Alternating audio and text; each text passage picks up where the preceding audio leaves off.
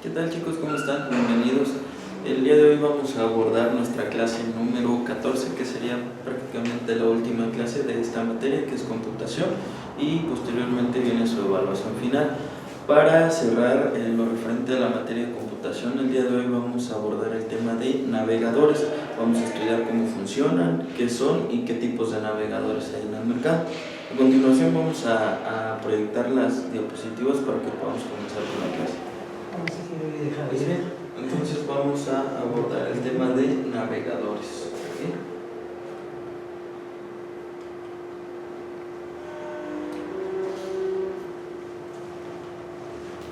Lo primero que vamos a hacer es analizar el concepto de un navegador. Un navegador, al igual que las aplicaciones que hemos estado viendo anteriormente, es un software. ¿Qué función tiene? Bueno, su función principal es la de permitirnos el acceso a la web o a internet, como queramos llamarlo.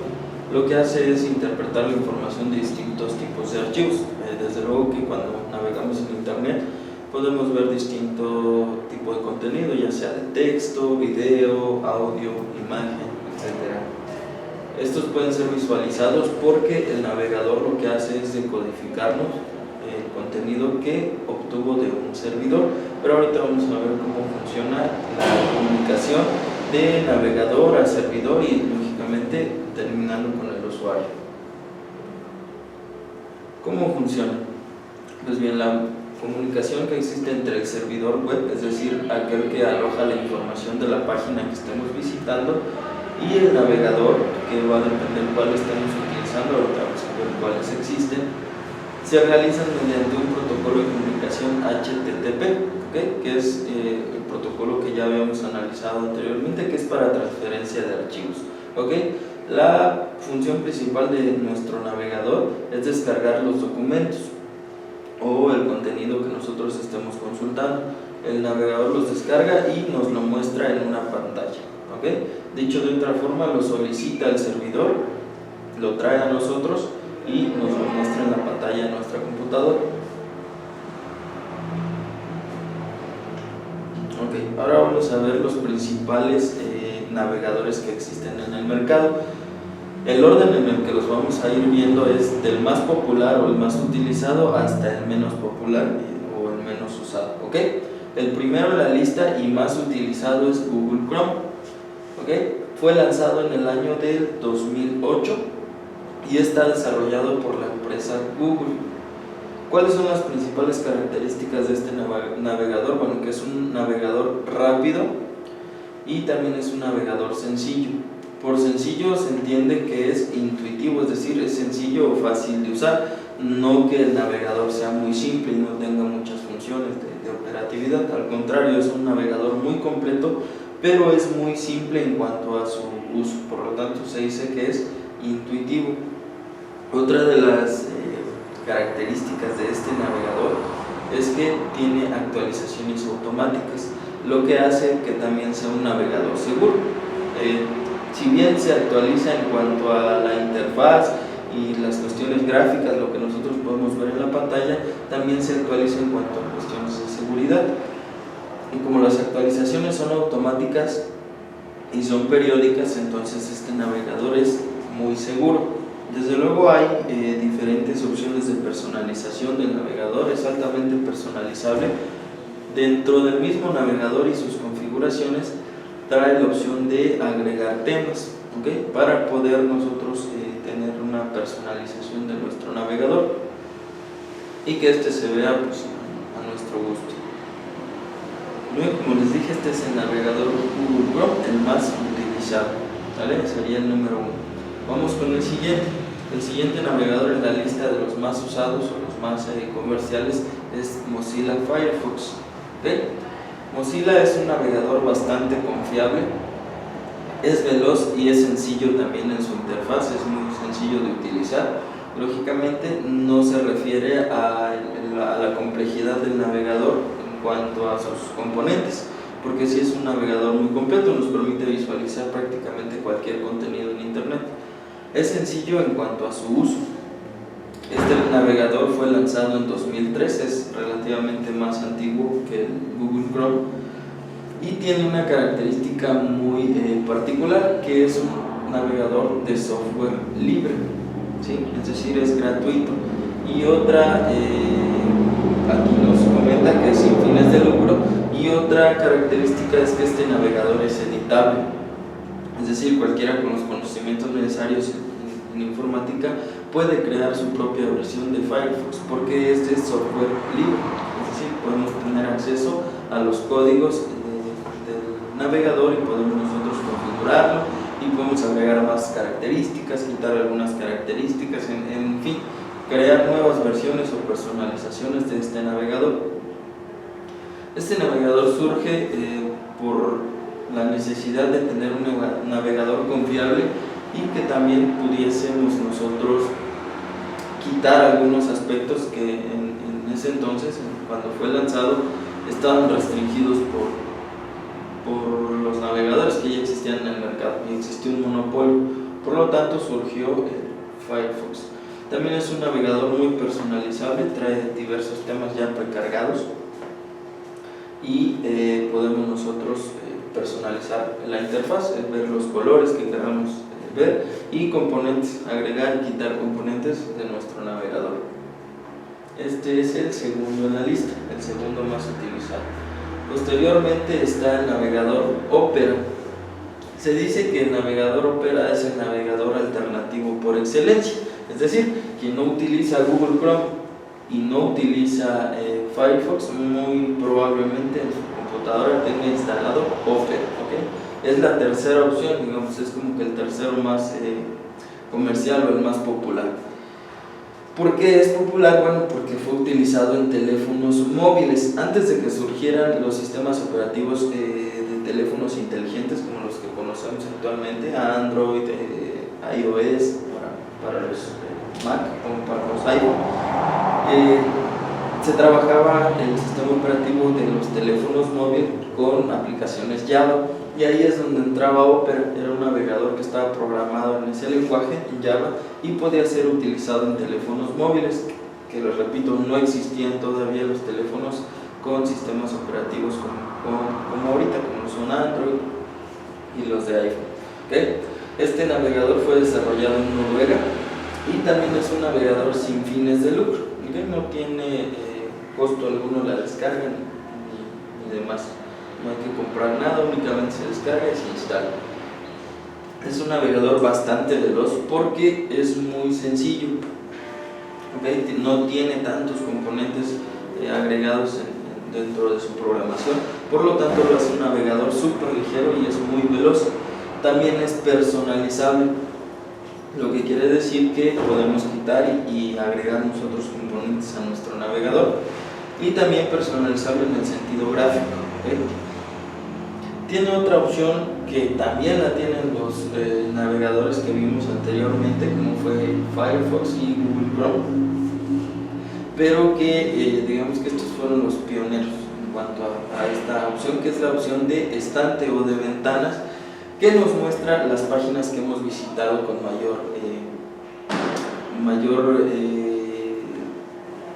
o que las visitamos con mayor frecuencia, pues, ¿okay? Entonces nos muestra diferentes ventanas y nosotros podemos acceder directamente a estas páginas sin necesidad de escribir la URL ni buscar en el buscador, valga la redundancia, la página, sino que ya nos muestra un instante de nuestras páginas más visitadas. Después, en cuarto lugar, está el navegador Safari.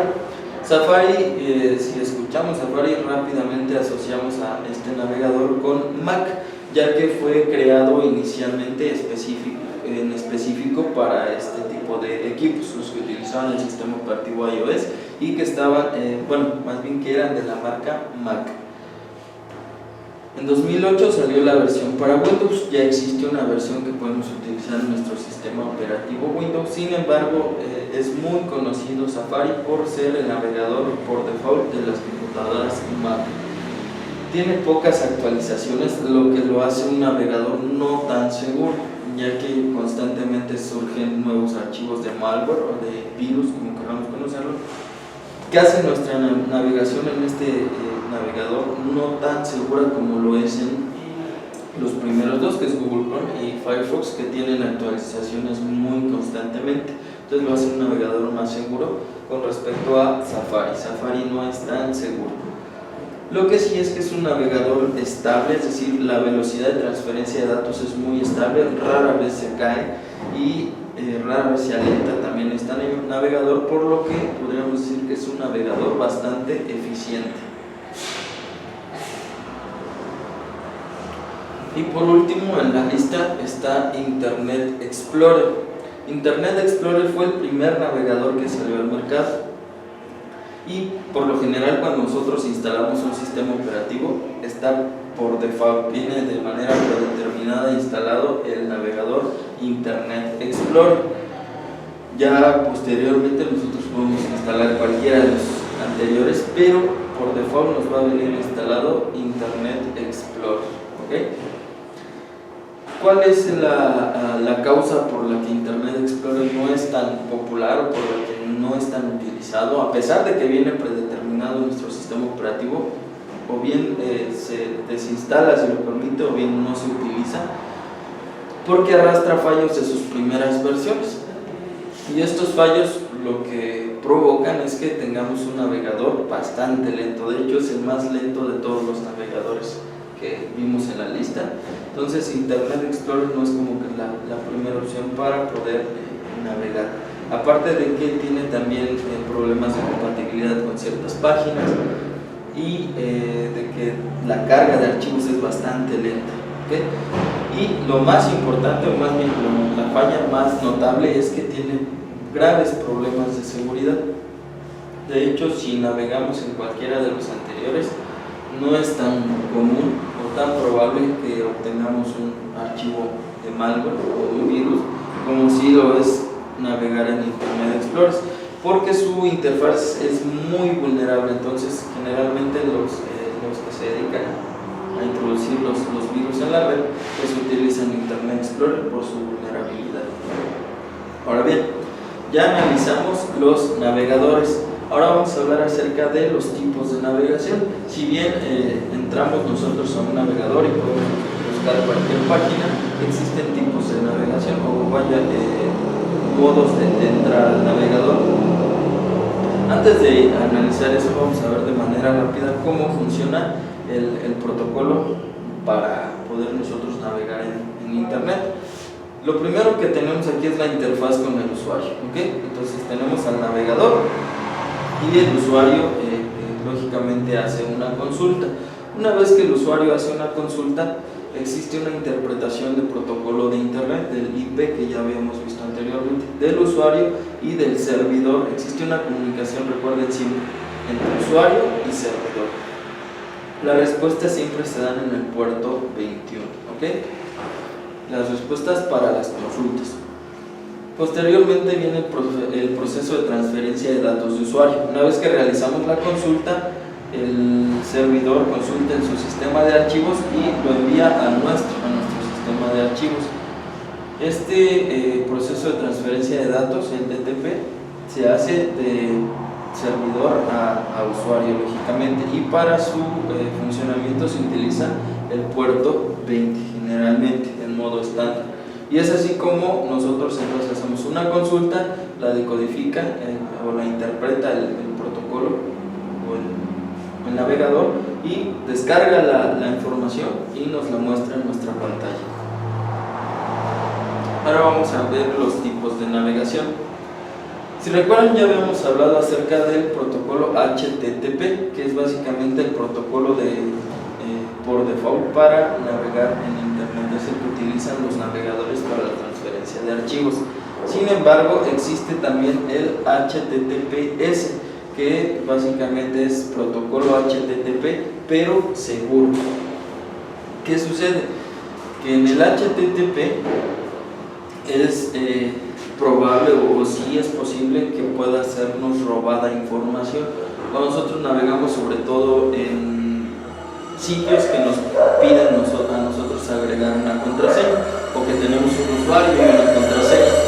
Para poder evitar esto surge el protocolo HTTPS, y lo que sucede es que las sesiones que iniciamos de navegación están cifradas, es decir, contienen un código mediante el cual un usuario externo diferente lógico del servidor y del usuario, no puede acceder a dichas transferencias de información. Por lo tanto, las transferencias de datos son seguras.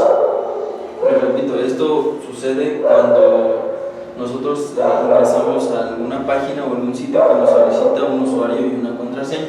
De hecho, cuando iniciamos sesión, en la parte superior de nuestra pantalla, en donde va el banner de la URL, nosotros podemos ver que nos aparece este logotipo, HTTPS, que significa protocolo de HTTP con seguridad. Otro tipo de navegación es la navegación privada. ¿Qué hace la navegación privada? Bueno, elimina las cookies tras cerrar la sesión, no guarda ningún tipo de historial o fórmulas de autocompletado, ni contraseñas tampoco, y se borra automáticamente todo lo que hayamos hecho en dicha página, el historial, el caché, toda la información de los archivos que se descargan, se borran automáticamente.